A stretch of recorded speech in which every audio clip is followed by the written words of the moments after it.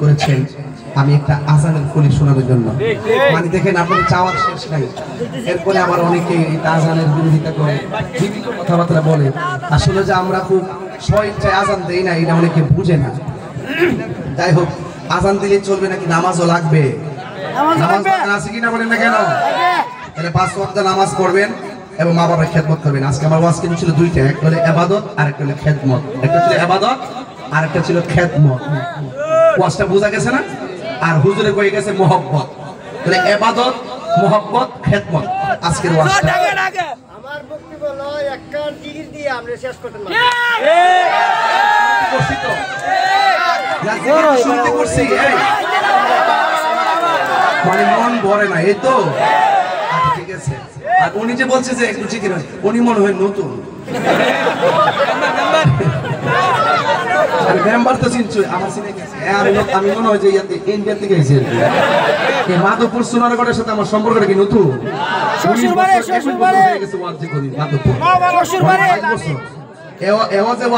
প্রথম থেকে একবারে গরম ছিলাম, ঠিক নিও।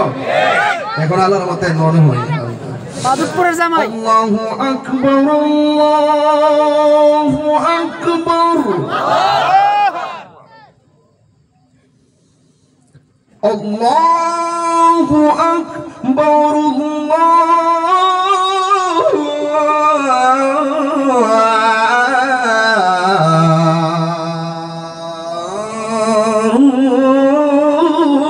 আকবার।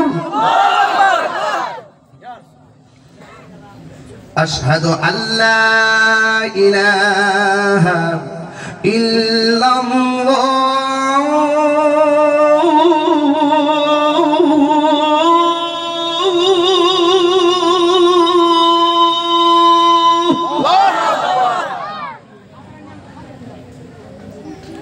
أشهد أن لا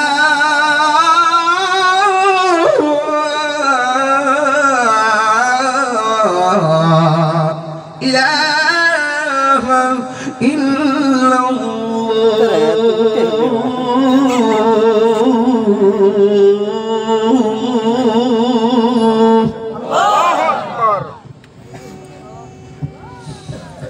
أشهد أن محمدا رسول الله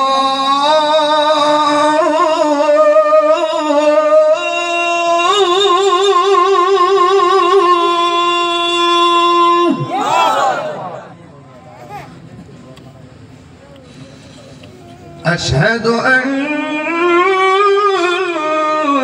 محمدا رسول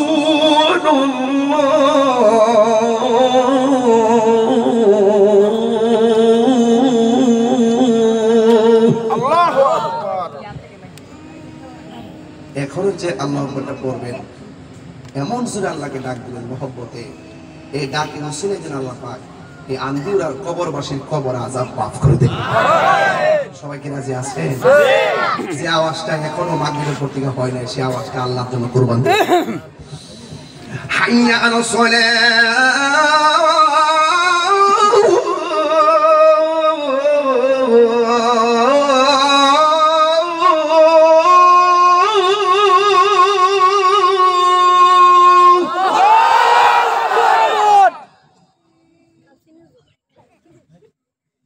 حي على الصلاة،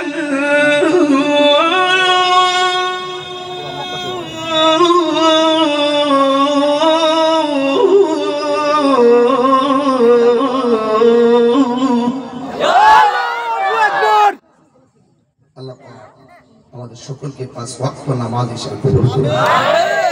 हम जो कुछ लोगों ने पढ़ा आज के महफिल सभापति को सब कुछ बख्श दिया।